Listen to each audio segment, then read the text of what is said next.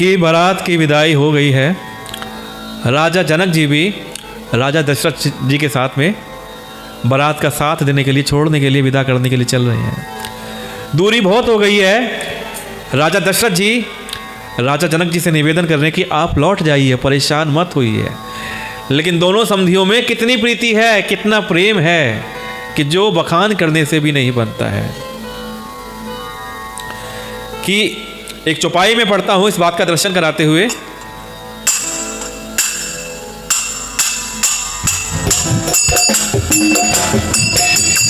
कब विदह बोले कर जोरी, वचन सने सुधा जनु बोरी। करो कवन विधि बिने बनाई, महाराज मोही दीन बढ़ाई। मेरे राम मेरे राम राम राम श्री राम, मेरे राम सीताराम सीताराम राम। कि कल जब मैं पाठ कर रहा था तो मैंने आपको बताया कि दशरथ जी ने क्या सुहावने वचन राजा जनक से कहे। कहा कि हे राजन, बहुत दूर आ गए हैं, अब लौट जाइए। फिर राजा दशरथ जी रथ से उतरकर खड़े हो गए। उनके नेत्र में प्रेम का प्रभाव बढ़ आया और प्रेम के आंसू बहने लगे। तब जनक जी हाथ जोड़कर मानो स्नेह रूपी अमृत में डुबोकर वचन बोले, मैं किस किस शब्दों में आपसे विनती करूं। हे महाराज, आपने मुझे बहुत बड़ाई दी है। कौशलपति समधि सजन, सन्माने सब भांति। मिलन परस पर विनय अति, प्रीति न हृदय समाति। कि अयोध्यानाथ दशरथ जी ने अपने स्वजन समधि का सब प्रकार से सम्मान किया। उनके आपस के मिलने में अत्यंत विनय थी, इतनी प्रीति थी कि जो हृदय में समाती ना थी। दोनों समधियों में बहुत प्रेम है। देखिए, कल मैंने आपको बताया था कि सीता माता के पास एक तोता मैना का जोड़ा था। उस तोता मैना की कथा मैं आपको बताता हूँ। जब माता जानकी बहुत छोटी थी तो वो अपनी सखियों के साथ उपवन में विचरण कर रही थी, घूम रही थी अपने उपवन में। तो वहाँ पर वो क्या देखती हैं कि वृक्ष की एक शाखा पर तोता और मैना बैठे हुए बातें कर रहे हैं और वो बता रहे हैं कि किस प्रकार रघुनाथ जी होंगे, जानकी होंगी। तो रघुनाथ जी की समस्त लीला का वर्णन कर रही हैं। तो सीता माता ने अपनी सखियों से कहकर उस तोता मैना को पकड़ लिया और उनसे पूछा कि ये जो तुम कथा कह रही हो, ये किसके बारे में कह रही हो? ये कथा तो मेरे बारे में है। तो तोता मैना ने कहा कि क्या आप जानकी हैं? तो माता सीता ने कहा, हाँ, मैं ही जानकी हूं। तो तोता मैना ने कहा कि हम महर्षि वाल्मीकि जी के आश्रम में रहते हैं और जो जो लीला घटने वाली है वो सब कथाएं महर्षि वाल्मीकि जी कहते रहते हैं। तो जो क्या क्या होने वाला है हमें सब पता है। इस प्रकार की बातें सुनकर माता सीता के मन में उमंग जाग गई और उन्होंने सब प्रकार से अपने बारे में, रघुनाथ जी के बारे में बातें पूछी। और सीता माता ने उन तोता मैना को पिंजरे में कैद कर लिया, जिससे तोता मैना बहुत दुखी हुए और माता जानकी ने तोते को कहा कि तुम जाओ, और मैना को सोने के पिंजरे में कैद कर लिया। और जो मैना थी वो गर्भवती थी। तो उससे वो तोता दुखी हुआ कि मैं दूर हो जाऊंगा तो प्राण दे दूंगा, क्योंकि मैना गर्भवती है। लेकिन सीता माता प्रेमवश उनको कैद करके रखना चाहती थी अपने सोने के पिंजरे में। तो तोता मैना ने माता जानकी को श्राप दिया, जिस प्रकार तुम हमें अलग कर रही हो, मैं गर्भवती हूं, तुम मुझको मेरे पति से अलग कर रही हो, उसी प्रकार तुमको मेरा श्राप है कि तुम भी इसी प्रकार का वियोग का दुख झेलोगी। और अगले जन्म में वो तोता मैना धोबी और धोबन बने। अब धोबी और धोबन की कथा तो सबको पता है ना, किस प्रकार धोबी ने और धोबन की बातों को सुनकर श्री राम जी ने जब माता जानकी गर्भवती थी तो उनको त्याग कर दिया था। तो ये कथा तोता मैना की है। चलिए आगे बढ़ते हैं, आगे की 4 चौपाइयों का दर्शन करते हैं।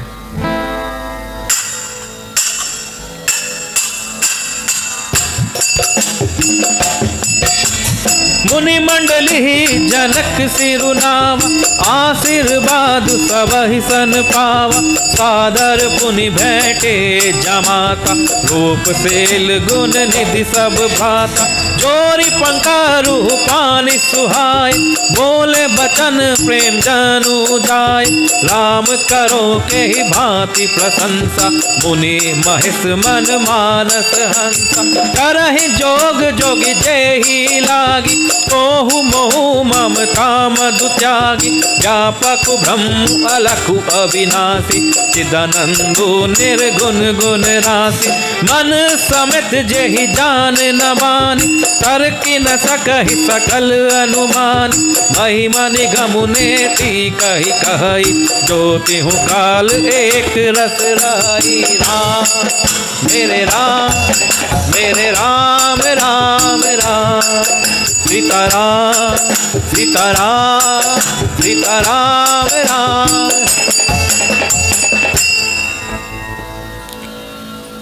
थोड़ा सा वॉल्यूम इसका हल्का सा कम करना, इसका वॉल्यूम कम करना हल्का सा, तानपुरे का 2 बार दबा दो माइनस, ठीक है। तो जनक जी ने मुनि मंडली को सिर नवाया और सभी से आशीर्वाद पाया। फिर आदर के साथ वे रूप शील और गुणों के निधान सब भाइयों से अपने दामादों से मिले। अब राजा जनक जी किससे मिल रहे हैं? अपने दामादों से मिल रहे हैं। और सुंदर कमल के समान हाथों को जोड़कर ऐसे वचन बोले जो मानो प्रेम से ही जन्मे हो, कि हे राम जी, मैं किस प्रकार आपकी प्रशंसा करूं।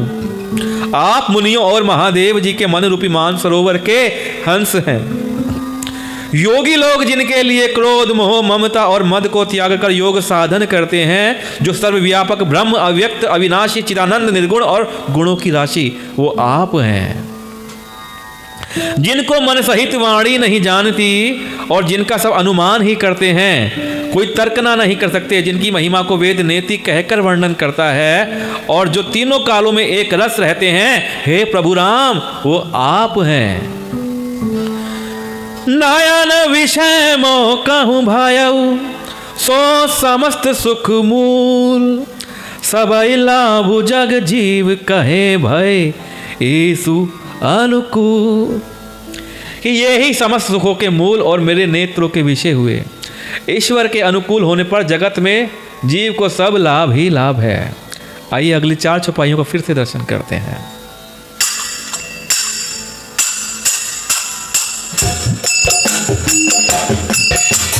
सब ही भांति मोहि दीन बड़ाई, निज जन जन जीन लीन अपनाई। ओहि सहस 10 सारद शेषा, करहि कलप कोटिक भरि लेखा। मोर भाग्य राउर गुण गाथा, कहि न सिराही सुनहु रघुनाथा। मैं कछु कहूँ एक बल मोरे, तुम हरि जाऊँ सानह सुटि ठोर। बार बार मांगऊँ कर जोर, मनु परिहरे चरण जनि भोर। सुनि बर बचन प्रेम जनु पोष, पूरन काम रामू परितोष। करि बर विनय ससुर सन्मान, पितु कौशिक वशिष्ठ समझान। विनति बहुरी भरत सन कीनी, मिली सप्रेम पुनि आशीष दीनी। राम मेरे राम, मेरे राम राम राम। सीताराम सीताराम सीताराम राम। और राजा जनक जी क्या कह रहे हैं अपने दामादों से कि आपने मुझे सभी प्रकार से बढ़ाई दी, अपना जन जानकर अपना लिया।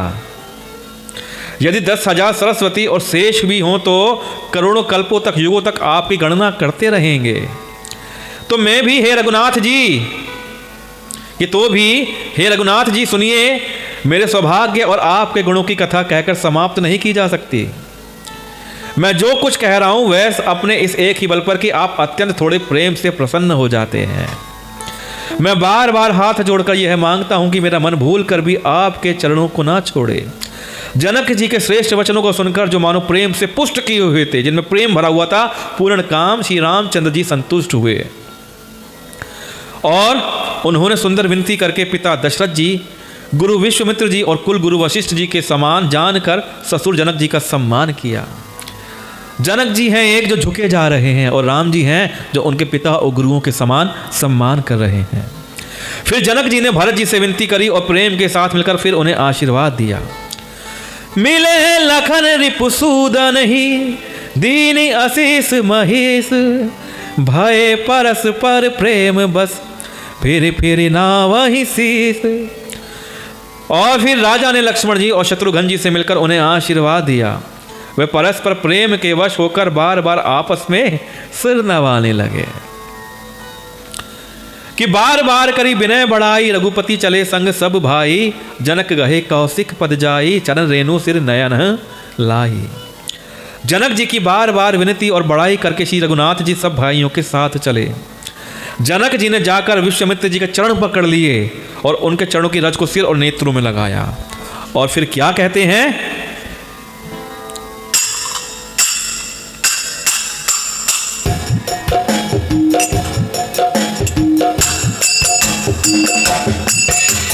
सुनु मुनिस बर दर्शन तोरे, अगमु न कछु प्रतीति मन मोरे, जो सुख सूजसु लोकपति चाहि, करत मनोरथ सकुचत अहि राम। मेरे राम राम राम, जो सुख सुजस सुलभ मोहि स्वामी, सब सिद्धि तब दर्शन अनुगामी, कीन बिने पुनि पुनि सिरुनाई, फिरे महिषु आशीष पाई। राम मेरे राम राम राम, सीताराम सीताराम सीताराम राम राम।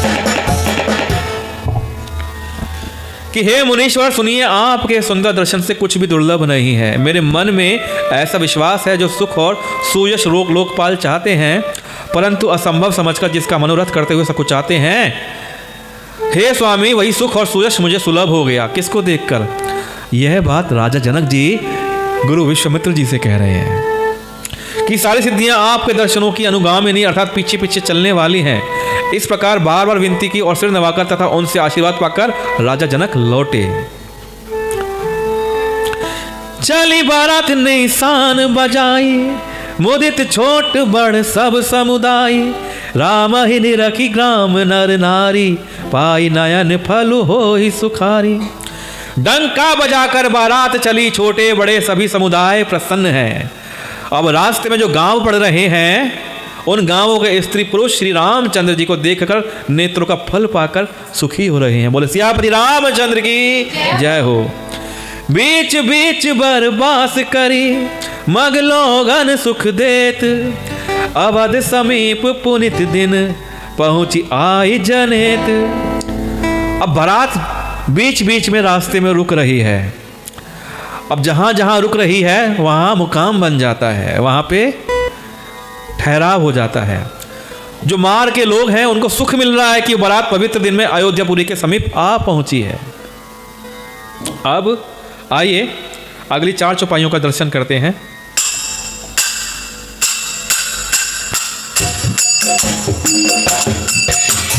हने निशान पानव बरबाज, मेरी शंख धुनि है गए गाज, झांझ बिरब डिंडिमी सुहाई, सरस राग बाजहि सहनाई। पुरजन आवत अकनि बराता, मुदित सकल पुल कावल गाता, निज निज सुंदर सदन सवारे, आट बाट चौहट पुरद्वार। गली सकल अर गजा सिंचाई, जहाँ तहाँ चौक चारू पुराई, बना बजारू ना जाई बखाना, फोरन के तु पताक पिताना। सफल पुग फल कदली रसाला, रोपे बकुल कदम्ब तमाला, लगे सुभग तरु पर सत धरनी, मनि में अलबाल कल करनी। राम मेरे राम राम राम। सीताराम सीताराम सीताराम राम।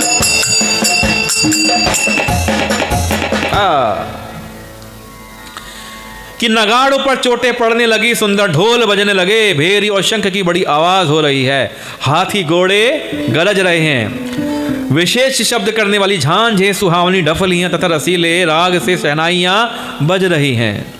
बारात को आती हुई देखकर नगरवासी प्रसन्न हो गए। कहाँ के नगरवासी सौम्या? कहाँ के? अयोध्या के। अब बारात अयोध्या के निकट पहुंच गई है, तो बारात को आती हुई देखकर नगरवासी प्रसन्न हो गए। सबके शरीरों पर पुलकावली छा गई, रोम रोम पुलकित हो गया। सबने अपने अपने सुंदर घरों, बाजारों, गलियों, चौराहों और नगर के द्वारों को सजा लिया। सारी गलियां अर गजे से सिंचाई गईं, जहां तहां सुंदर चौक पुराए गए। तोरणों, ध्वजा, पताकाओं और मंडपों से बाजार ऐसा सजा कि जिसका वर्णन नहीं किया जा सकता। फल सहित सुपारी, केला, आम, मौल, सिरी, कदम्ब और तमाल के वृक्ष लगाए गए। वे लगे हुए सुंदर वृक्ष फलों के भार से पृथ्वी को छू रहे हैं। उनके मणियों के थाले बड़ी सुंदर और कारीगरी से बनाए गए हैं कि विविध भांति मंगल कलश ग्रह ग्रह रचे सवारी। सुर ब्रह्मादि सिहाही सब रघुबरपुरी निहारी। अनेक प्रकार के मंगल कलश घर घर सजाकर बनाए गए हैं। श्री रघुनाथ जी की पूरी अयोध्या को देखकर ब्रह्मा आदि सब देवता खुश होते हैं और सिहाते हैं। आइए अगली 4 चौपाइयों का दर्शन करते हैं।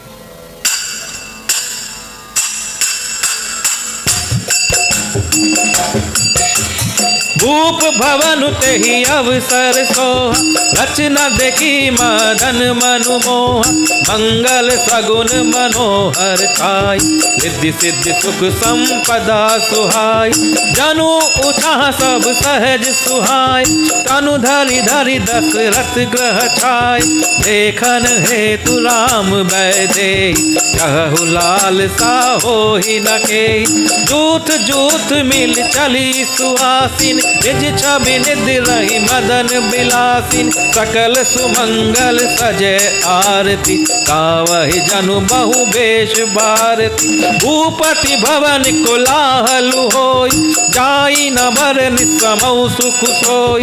कौसल्यादि राम महतारी, प्रेम विवश तन दशा बिहारी। राम मेरे राम मेरे राम राम राम। श्री राम मेरे राम, सीताराम सीताराम राम। अब उस समय जो राजमहल है अत्यंत शोभित हो रहा था। उसकी रचना देखकर कामदेव का मन भी मोहित हो जाता था। अब मंगल शकुन हो रहे हैं, किस किस प्रकार के मनोहरता, रिद्धि सिद्धि, सुख सुहावनी संपत्ति और सब प्रकार के उत्साह मानो सहज सुंदर शरीर धड़ धड़कर दशरथ जी के घर में छा गए हैं। श्री रामचंद्र जी और सीता जी के दर्शनों के लिए भला कहिए किसे लालसा नहीं होगी। सुहागिनी स्त्रियां झुंड के झुंड मिलकर चलीं और अपनी छवि से कामदेव की स्त्री रति का भी निरादर कर रही हैं। इतनी सुंदर लग रही हैं वो स्त्रियां। सभी सुंदर मंगल द्रव्य एवं आरती सजाए हुए गा रही हैं, मानो सरस्वती जी बहुत सारे वेश धारण करके जा रही हों। राजमहल में आनंद के मारे शोर मच रहा है। उस समय के सुख का वर्णन नहीं किया जा सकता। कौशल्या जी और अन्य माताएं, श्री रामचंद्र जी की सब माताएं प्रेम के वश होने से शरीर की सुध बुध भूल गई हैं। सारी माताएं अपनी सुध बुध भूल गई हैं। बारात आ रही है, उनके राम और अन्य पुत्र ब्याह कर घर वापस लौट रहे हैं। बोले सियापति रामचंद्र की जय हो।